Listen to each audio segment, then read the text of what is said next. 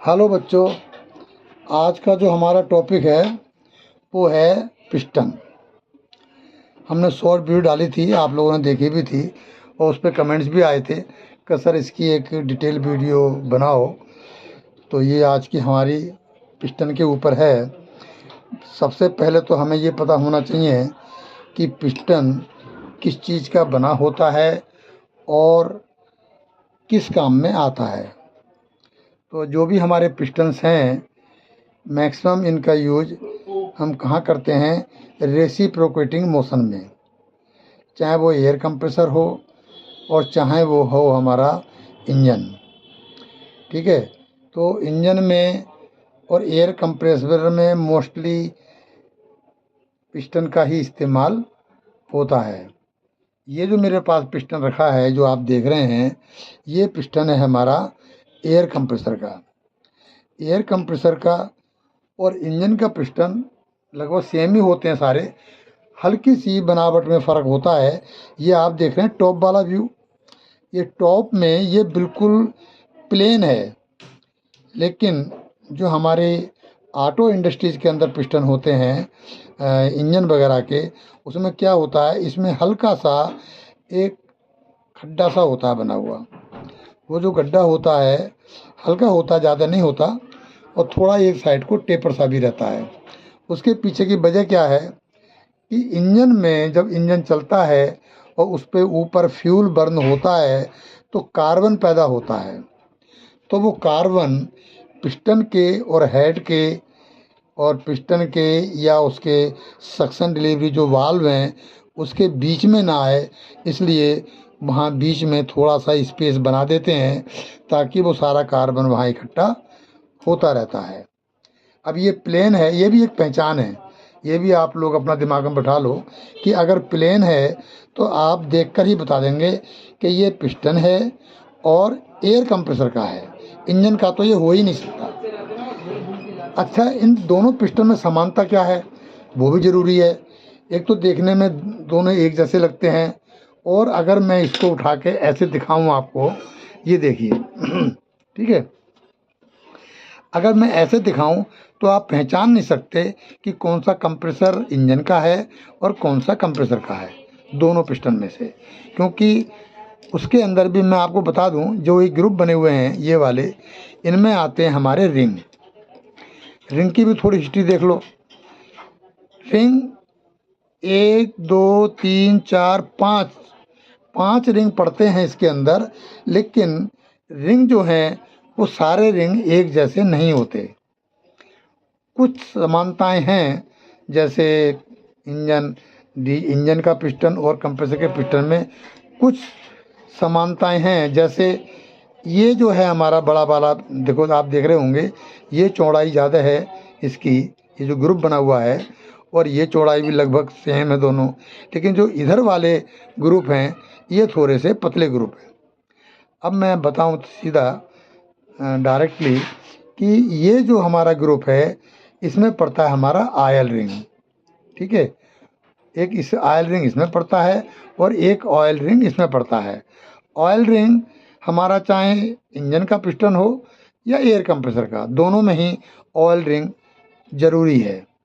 Oil ring के बाद में फिर ज़रूरत आती है, एक यहाँ रिंग पड़ता है, उसे बोलते हैं हम लोग स्क्रैपर रिंग। जैसा नाम है वैसा ही उसका काम है।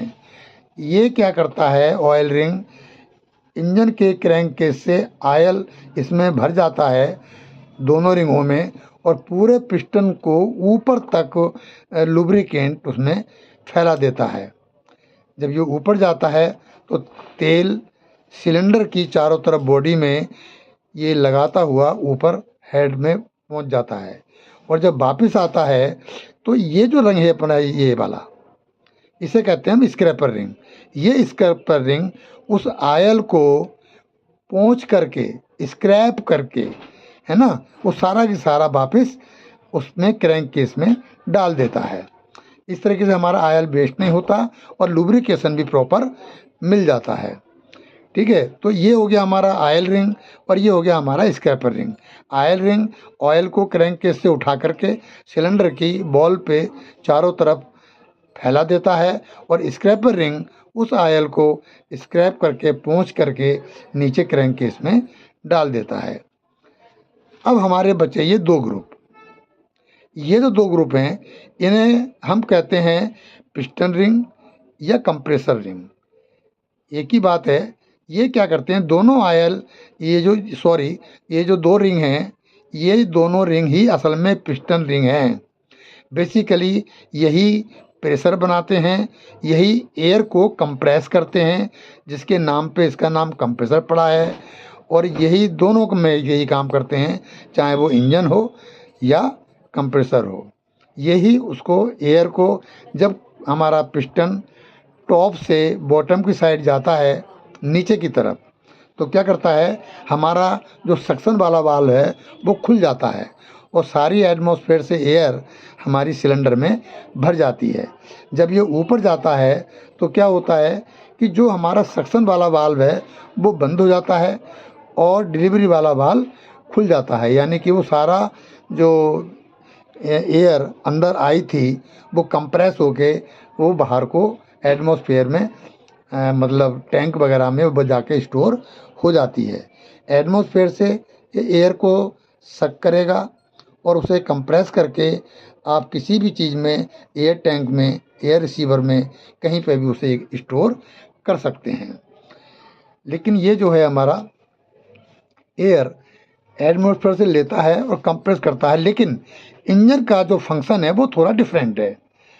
इंजन में जो हमारे वाल्व ऑपरेट होते हैं वो ऑटोमेटिकली वाल्व ऑपरेट तो होते हैं, लेकिन उसमें टाइमिंग चेन या कैम के थ्रू वो वाल्व खुलते और बंद होते रहते हैं। उनका एक पर्टिकुलर टाइम होता है कि कौन सा वाल्व कब खुलेगा।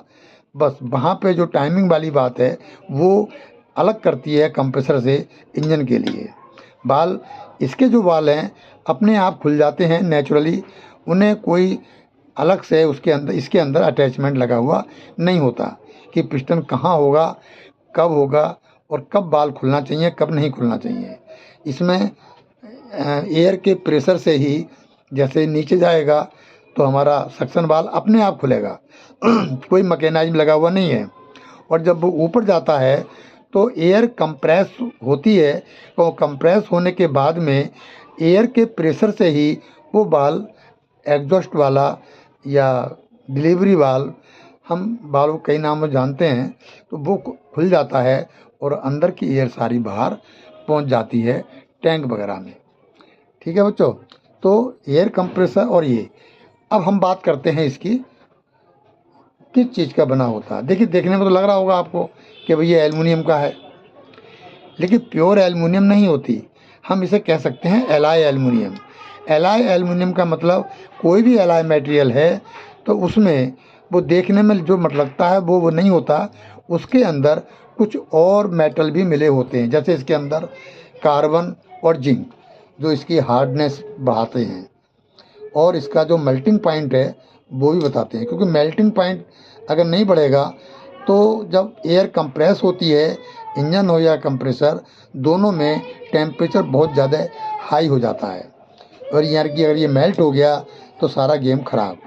इसलिए ये कोई नॉर्मल एल्युमिनियम नहीं है, ये एलॉय एल्युमिनियम है।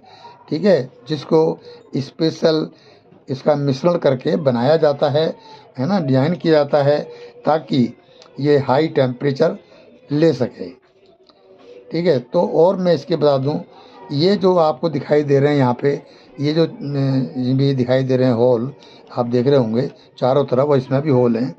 और इधर आपको दिखाऊं पिस्टन अगर में, तो जब ये नीचे जाता है इस सारे में एयर मिक्स आयल भर जाता है और वो आयल इन होल से आकर के रिंग में स्टोर हो जाता है। और वो रिंग, ये दोनों की बात कर रहा हूँ मैं, दोनों सेम रिंग हैं ये, और ये मैं आयल रिंग दिखा दूंगा आपको।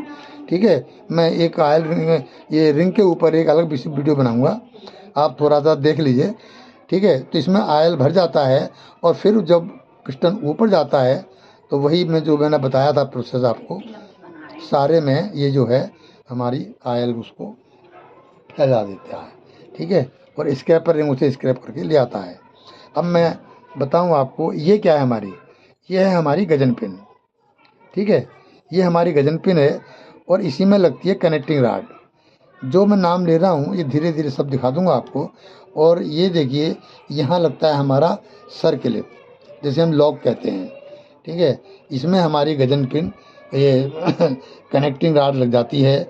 उसको हम जानते हैं स्मॉल एंड और बिग एंड के नाम से। स्मॉल एंड जो होता है वो पिस्टन में लगता है और बिग एंड लगता है क्रैंक के अंदर, ठीक है। तो ये हमारा पिस्टन की जानकारी मेरे ख्याल से काफ़ी है।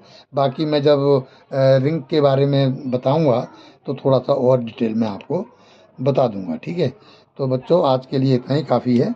अब नेक्स्ट वीडियो मिलेंगे, मैं इसके रिंग वगैरह भी, कनेक्टिंग राड, रिंग और क्रैंक शाफ्ट वगैरह एक एक करके सब आपको दिखाता रहूँगा, ठीक है बच्चों। तो गुड नाइट, आज के लिए काफ़ी है, ठीक है। और हम नेक्स्ट वीडियो बाद में बनाते हैं फिर आपको। Okay, thank you.